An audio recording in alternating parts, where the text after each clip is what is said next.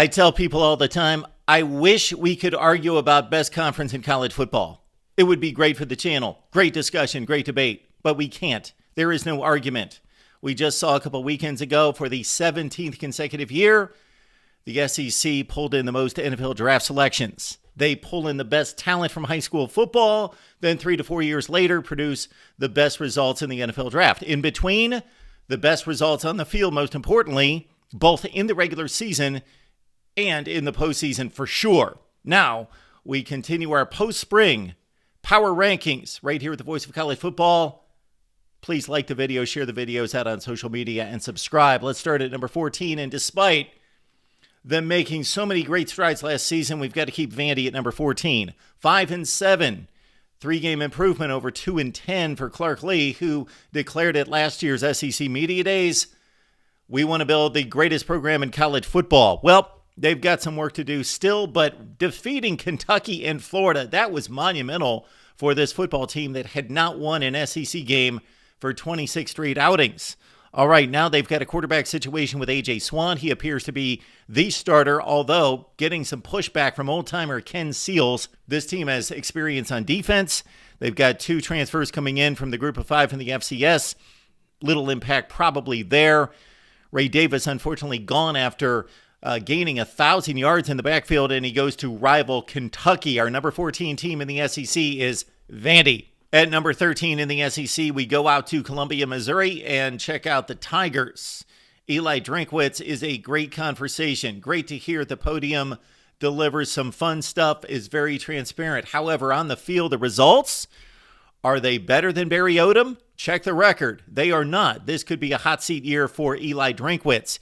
He's got a huge quarterback battle that started with 5. They've pared it down to 3 or 4, but still a lot of quarterbacks in play. But can one of them step up and be a true number 1 starter in the SEC? They get in Jake Garcia from Miami, who was a 4-star prospect. And, of course, Brady Cook, the incumbent, is still around.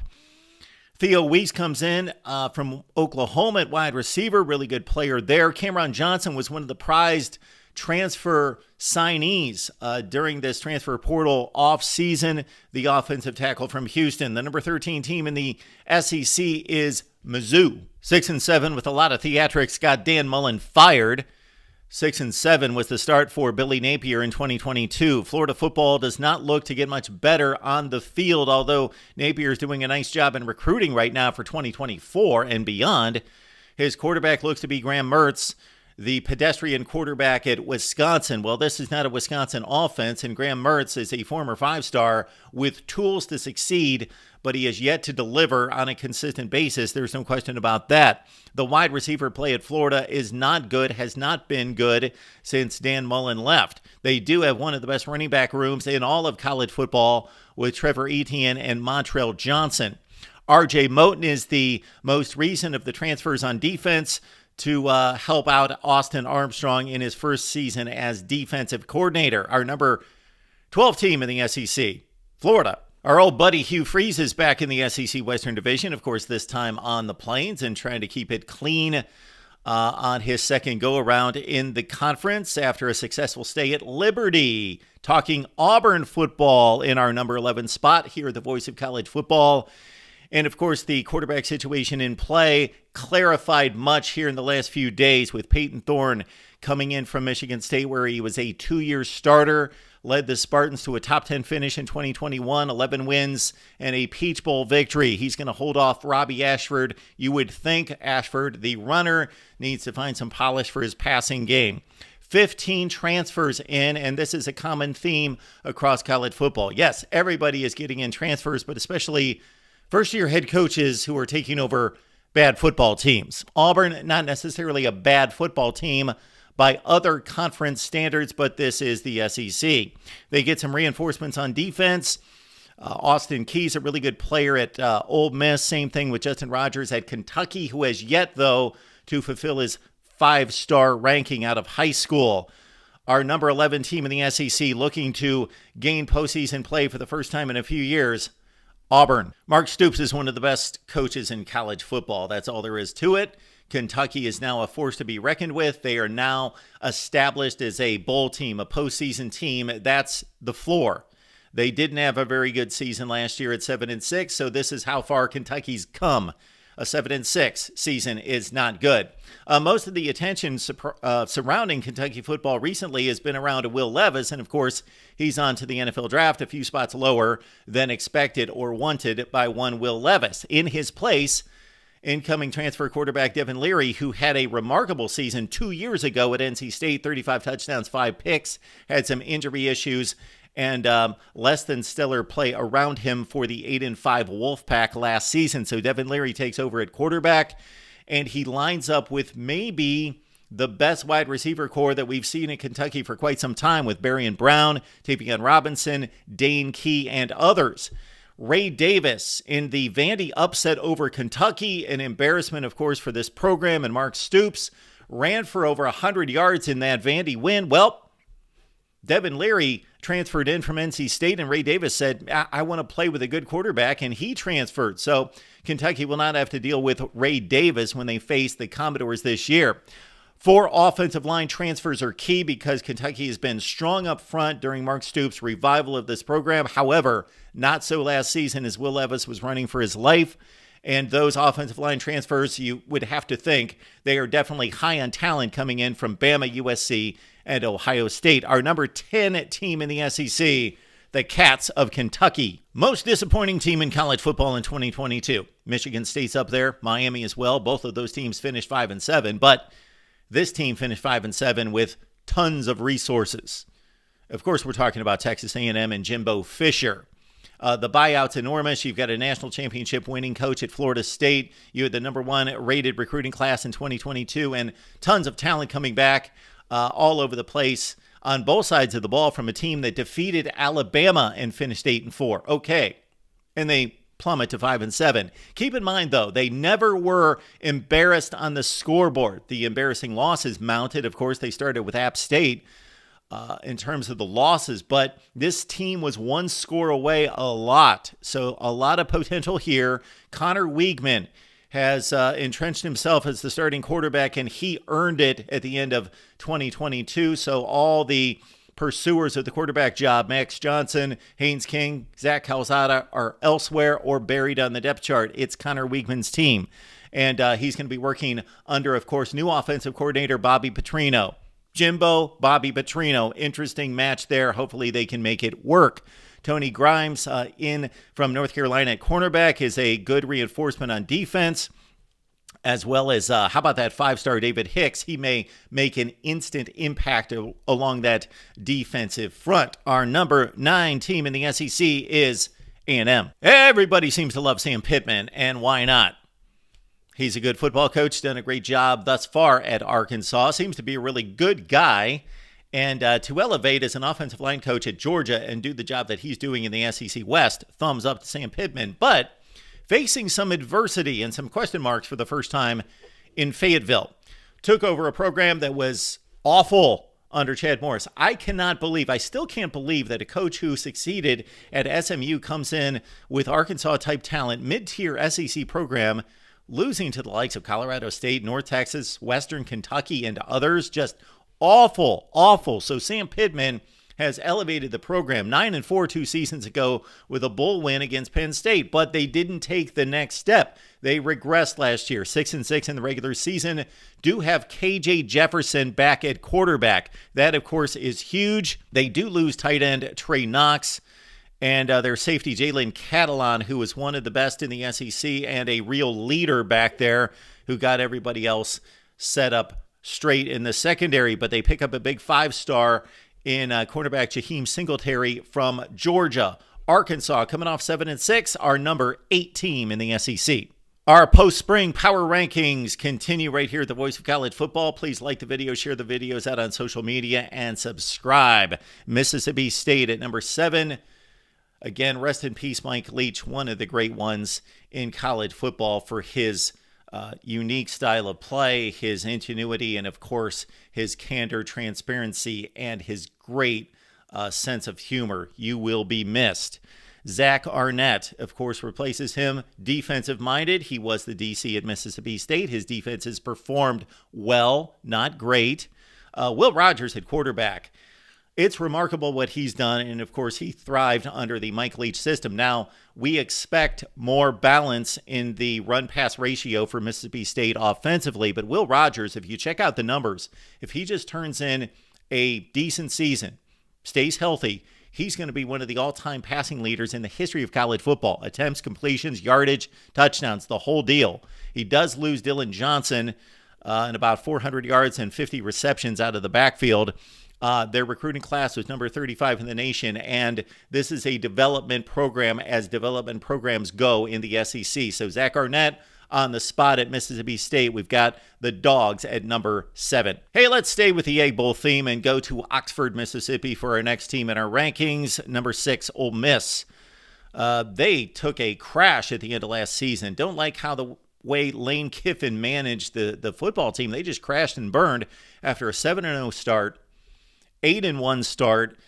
They had a double-digit lead in Death Valley, blew that, got blown out by LSU by 25 points, had one strong outing against Bama. That was their first loss or second loss of the season against Bama. Took Bama to the wire. So strong outing there. Then they just fell apart down the stretch and again got blown out in the bowl game by Texas Tech. So we need a rebound from the Rebels under Lane Kiffin. Quarterback battle, this is unmatched in college football. 3 guys that really can play, that have either shown it or have the potential in, of course, Spencer Sanders. And he was a turnover machine at times at Oklahoma State, but amassed almost 10,000 yards passing, like 95 touchdowns. I don't have the numbers right in front of me, but I've spit them out a number of times, and they're in that range. Prolific quarterback at Oklahoma State, leading some really good football teams, but they also have the incumbent, Jackson, and then also Walker Howard coming in from LSU, a former 5-star. Great quarterback battle there. When they're not throwing the ball downfield, what's really not publicized about Lane Kiffin's offense, they can run the ball and they want to power run it down your throat. They have led the SEC in rushing there at Ole Miss, and Quinshon Judkins is one of the best. He broke out as a star, as a 3-star coming into college football, one of the best in the SEC. They picked up Trey Harris, who caught 65 passes and 10 touchdowns from Louisiana Tech. Also a linebacker in Monty Montgomery, who had 70 tackles, 8 sacks at Louisville. So a top 10 transfer ranking for Ole Miss is going to help this football team in a top 25 recruiting class. At number 6 in the SEC, the Rebels. We go to our top 5 in the SEC, our post-spring power rankings. And what is this? South Carolina in the top 5? Yeah, believe it. Spencer Rattler coming off not a good season, actually. Good down the stretch. The last 3 outings, of course, we saw the miracle against Tennessee, 63 points on the board. They finally beat Clemson, beat them in Death Valley, and then, of course, the bowl game, a highly entertaining game that they put up 38 points on Notre Dame before losing that game. So Spencer Rattler has to be more consistent. If he's not going to be consistent in college football, it's never going to happen for him. Trey Knox comes in from Arkansas to replace, in a sense, Jaheim Bell.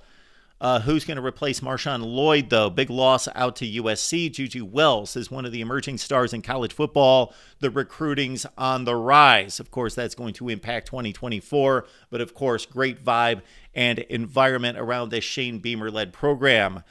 South Carolina coming off 8-5, our number 5 team in the SEC. Josh Heupel's second team in Knoxville elevated from 7-5 regular season to 10-2. And we're clearly one of the top 5 or 6 teams in college football. All right, Hendon Hooker's gone, and his remarkable touchdown to interception ratio. However, Joe Milton, and a lot of Joe Milton detractors out there, he did not play well at Michigan, lost the starting quarterback job, comes to Tennessee, buried on the depth chart, but now it looks like it's his team. And talk about a TD to pick ratio. I know a lot of this was garbage time, but not the bowl game against Clemson. 10-0 for Joe Milton last season.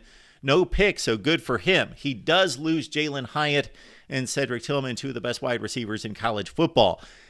Dante Thornton comes in from Oregon to try to help replace some of that. 17 catches for the Ducks last year.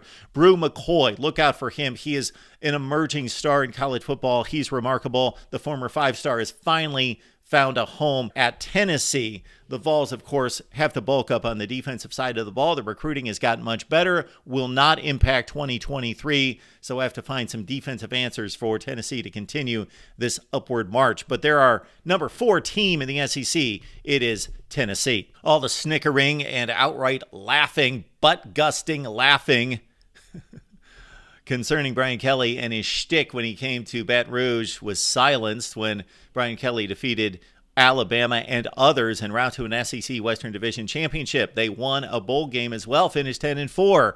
Good start for Brian Kelly, who wants to play against the best and beat the best. And shoot, he's in the SEC Western Division, so he's got that opportunity. And again, he made it to the title game this past season. All right, defending champs out of that division with Jaden Daniels back at quarterback. He needs to be more consistent. He really turned it on down the stretch.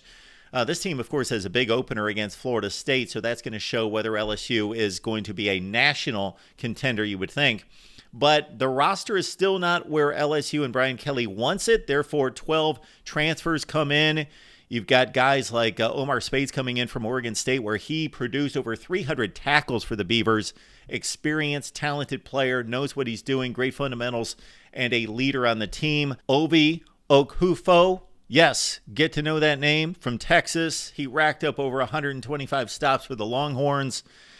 Yes, Jordan Jefferson comes in as a defensive lineman from West Virginia. He had a really nice season with the Mountaineers with almost 10 tackles for loss. Denver Harris, not a big producer at Texas A&M in the secondary, but a former 5-star nice addition for LSU. All right, the number 3 team in the SEC, yes, LSU. You knew all along how the top 2 was going to play out in the SEC. This is what it's been for the last, 3 or 4 years. Bama, Georgia. Well, shoot, it's Georgia, number 1, not just in the SEC, but in all of college football right now until proven otherwise.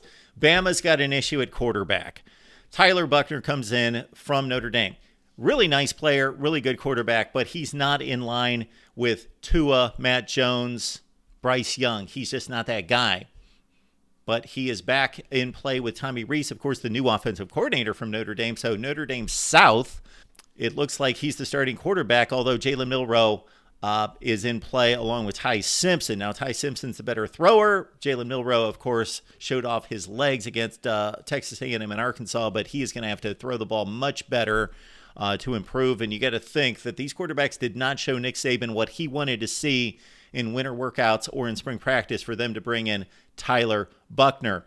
Justice Haynes and Caden Proctor are 2 of the elite 5-stars at running back and offensive tackle that may be an instant impact for this Alabama football team that, of course, had the number 1 rated recruiting class in all of college football in 2023. Our number 2 team in the SEC might be the 2 team in all of college football, Bama. All right, they are number 1.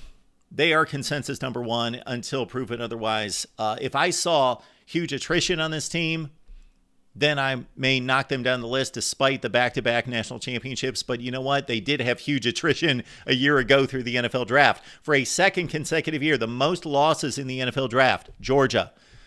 They set a record for losses to the NFL draft for 2 consecutive years. But still, the reinforcements are phenomenal. Of course, it starts at quarterback. There is no longer Stetson Bennett for people to pick on and say that somebody needs to replace him, and then he just wins national championships. We've got Carson Beck, who's most likely going to be the starter. He showed that at the spring game. I don't think that was a one-off. I think that was a reflection of where the quarterbacks stand right now. So Carson Beck finally gets his shot. He's been very patient and has stayed in Athens, and he's teamed up with, of course, new offensive coordinator, but very, very close to the program for years and years and years, Mike Bobo. 2 new weapons on offense. Of course, Dominic Levet kept a secret at Mizzou because not a whole lot of people watch those games on a national basis, but he's one of the best wide receivers in the SEC. So he comes in, as well as Ra Thomas from Mississippi State, who was one of the top 5 in touchdown receptions in the conference. Georgia's loaded. They are ready to make another run here for a 3-peat. Just a 2-peat in the SEC. Of course, Bama won it 2 years ago. Our number 1 team in the SEC is Georgia. We appreciate you being here at the Voice of College Football. Leave your comments down below. Where did we miss it? And again, this is not a prediction for the 2023 season. This is a review and analysis of where these teams stand post-spring practice, looking at the transfer portal, recruiting classes, and news and notes out of spring practice. We have lined you up to take you into the summer, and then, of course, we'll have our predictions for the SEC and the entire college football season in August, right here at the Voice of College Football.